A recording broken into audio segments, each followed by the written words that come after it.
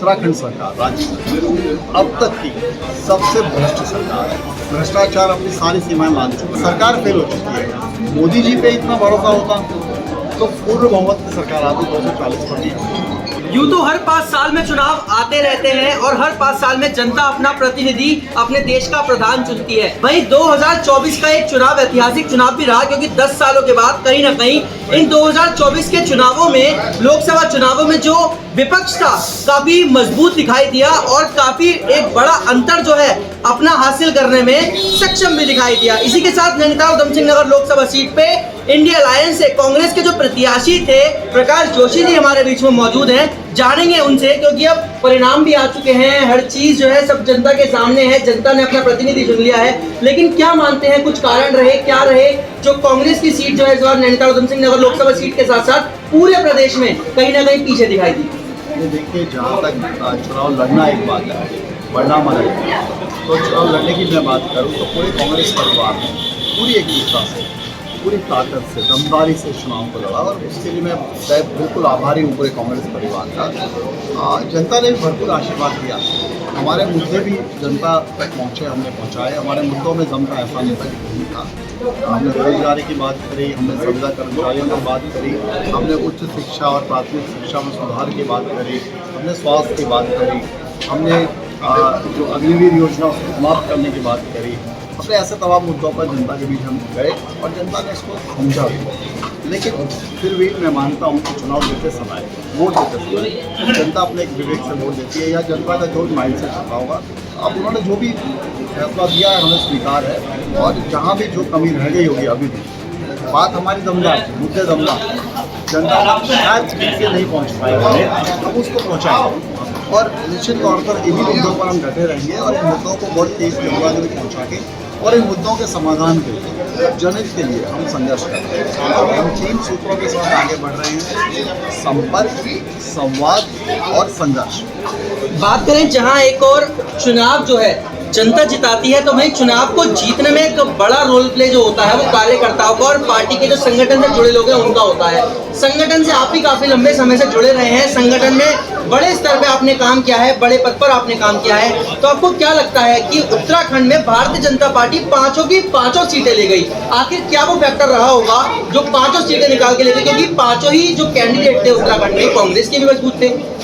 देखिए, अभी कारणों की तो खैर और अभी उस पर गहरा मंथन करना ही पड़ेगा। सर मैं नहीं कह रहा, लगातार तीसरी बार हो गया है, तो हमने भी इसको बड़े गंभीरता से चुनाव अच्छा लड़ा, उसमें कोई डाउट ही नहीं है। और मैं मानता हूँ कि मैं अभी कुछ परिणाम के 2 दिन के अंदर ये बता दूँ कि कौन से मुख्य कारण रहे, ये थोड़ा मुश्किल काम होगा, इसलिए समीक्षा हम करेंगे।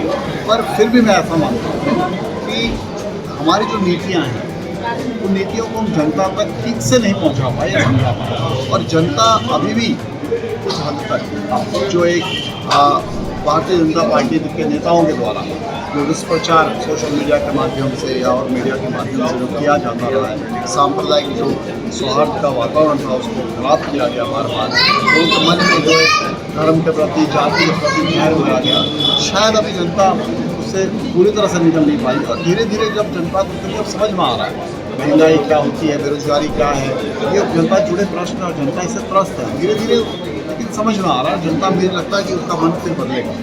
अच्छा, बात करें जिस तरीके से आपने देखा होगा कि भाई उत्तराखंड में चुनाव हो गया, पूरे देश में जो सीटें भारतीय जनता पार्टी के दामन में गई हैं वो सीटें जो हैं मोदी फैक्टर पे लोग कह रहे हैं गई हैं। लेकिन बात करें उत्तराखंड की, तो आपको लगता है कि मोदी फैक्टर के अलावा धामी फैक्टर भी यहाँ पे कहीं ना कहीं था? क्योंकि उत्तर प्रदेश में कुछ और ही देखने मिला। नहीं, ऐसा नहीं है, मैं इसको बिल्कुल नहीं मानता। जहाँ तक धामी फैक्टर की बात करेंगे तो आज की तारीख में उत्तराखंड सरकार राज्य सरकार अब तक की सबसे भ्रष्ट सरकार है।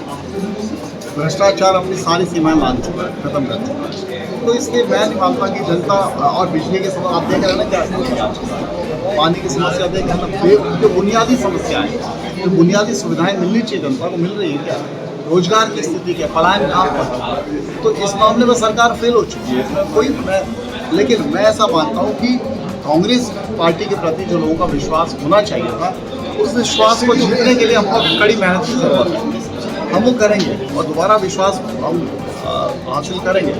सरकार फेल हो चुकी है, मोदी जी पे इतना भरोसा होता तो पूर्ण बहुमत की सरकार आती 240 पर नहीं। एक अंतिम सवाल है मेरा, आपने भी देखा होगा कि जब ये सरकार का सारा 4 तारीख को रिजल्ट आया, उसके बाद 5 तारीख से ही सुबह से एक वीडियो जो है सोशल मीडिया पे तेजी से वायरल हुई कि कांग्रेस के कार्यालय के बाहर लखनऊ में और जगह जगह पर कि अपना जो पर्चा था आपका वो लेकर जाएं और कांग्रेस कार्यालय के बाहर जाके आपको 8,500 रुपए मिलने शुरू हो जाएंगे। वो वीडियो जो है बहुत ज्यादा वायरल हो रही है, तो उस वीडियो को लेकर क्या कहना चाहेंगे? हाँ, मतलब ये अगेन मैं फिर वही कहूँगा कि भारतीय जनता पार्टी का कुचक्र है, उनके द्वारा करेगी। एक बात सोचिए, कांग्रेस ने क्या बोला?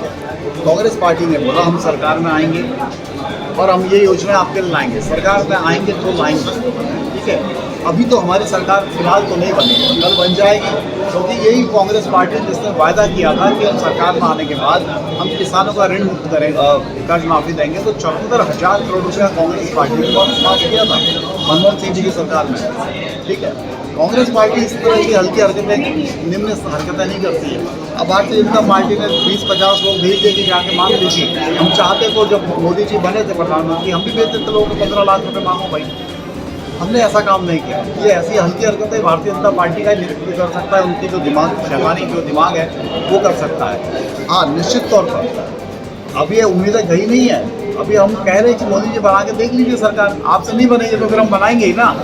और हम जरूर ये जो योजनाएं जो कांग्रेस ने कही हैं, जो कांग्रेस के घोषणा पत्र में जो हमारा न्याय संकल्प है, उसे हम पूरा करेंगे ना। क्यों नहीं करेंगे? उस दिन तक जनता को इंतजार तो करना पड़ेगा, या जनता ने इतना बहुमत दिया होता कि हम आज से ही उसको लागू कर पाते, हम जरूर करते। तो ये हमारे साथ जुड़े थे प्रकाश जोशी, जो कि नैनीताल उधम सिंह नगर लोकसभा सीट से कांग्रेस के प्रत्याशी थे, और कहीं ना कहीं अपनी बात रखते नजर आए कि भारतीय जनता पार्टी जो है लगातार किसी न किसी तरीके से अभी भी कांग्रेस को खत्म करने का, जैसे कि अपने भाषणों में भी कहती है कि प्रयास कर रही है। अब बाकी क्या होगा आगामी दिनों जब सरकार पूर्णतः अपना कार्य शुरू करेगी।